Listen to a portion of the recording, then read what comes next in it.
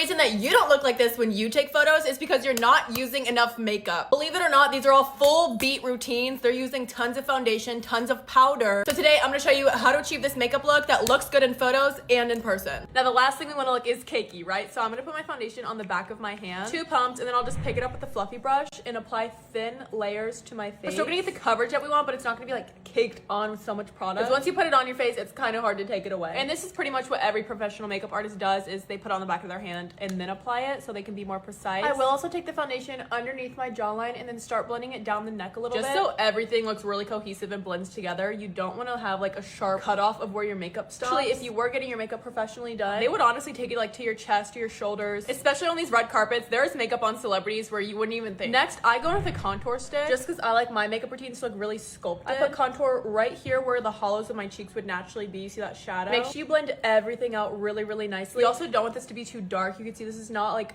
a dark brown on me, because then you would just have really harsh lines. And make sure as you're blending around your hairline, you actually go into your hairline and it's not just like a line of bronzer around. For blush, I'm gonna use kind of like a mauve colored blush. This is the type of blush color I love because it just blends in so nicely to the rest of my skin. Essentially, I'm just putting this right on top of the bronzer. I will blend it down a little bit so everything blends together. And the bottom of my chin. Then I'll go over the bridge of my nose. See how much life that's brought into my face? Yeah. Now, a non-negotiable step for me at least is color corrector. I love the Kosas Magic color corrector specifically for my under eyes. I don't really put it anywhere else, but you'll see how much brighter this makes my under eyes. You also love a reverse contour. I think it's honestly more effective than normal contouring. So I go from the corner of my mouth to the bottom part of my ear. And this will create some brightness at the bottom of your face to help that snatched look. I do the same thing with my eyes, drag it up, and then obviously add some concealer under the eyes. I also go on the side of the nose. This is gonna be reverse contour later. I do have an entire video on concealer placement and why it's pinned on my page. I use the one size glass amount one more time before I blend it. And then just go ahead and start smoothing out the concealer. Okay, now the concealer is blended out. Honestly, I spent like probably 3 to 4 minutes on this. Really take your time. Make sure there's no harsh lines anymore. Honestly, if you want, you can go back in with your foundation brush and go over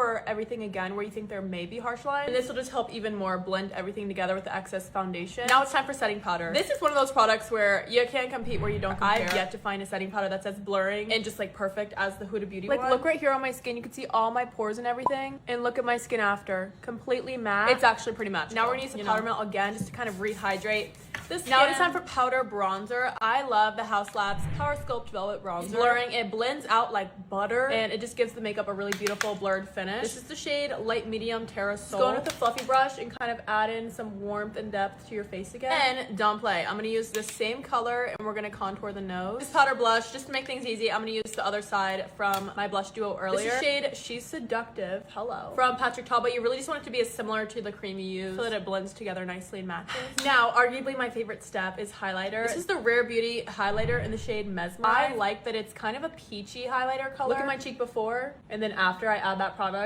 I also put it right underneath the arch of my eyebrow. And then you see the light trying to hit my forehead here, but it's kind of matte, so I'm gonna add some highlighter there. These are the 3 spots the sun would naturally hit your face when you walk outside. So obviously we want to be glowing in all 3 spots. This is what I'm talking about, like a concentrated glow. My skin looks really glowy, but it's matte in all the right places too. Also take this on the brush I used for my nose contour and do like a line across the nose. And then I'll go down the bridge. You want to keep this line as straight as possible or your nose will look crooked. Now finishing touches, I'm going to take that same brown shade we put all over our lid earlier along my lower lash line. And then last 2 steps is setting spray. I like the Danessa Myricks liquid blurring balm. Even if you're doing like a really natural makeup routine, put this on top of it and it will completely blur your face and your makeup will look so good. Danessa Myricks just knows what she's doing, okay? Trust. While this is completely drying, we're gonna go to the lip combo. Very last step I do is pressed powder. This is my baby, Kosas. And I really just use this in the center points of my face where I really want it to be matte. Now I feel like the glam is done. I'm gonna do my hair and then come back and show you the final result. Okay, I'm back. This is the first full beat I've done in a proper minute. And honestly, it's making me remember why I used to do them so much. I have been in my like natural clean girl era. I love you so much.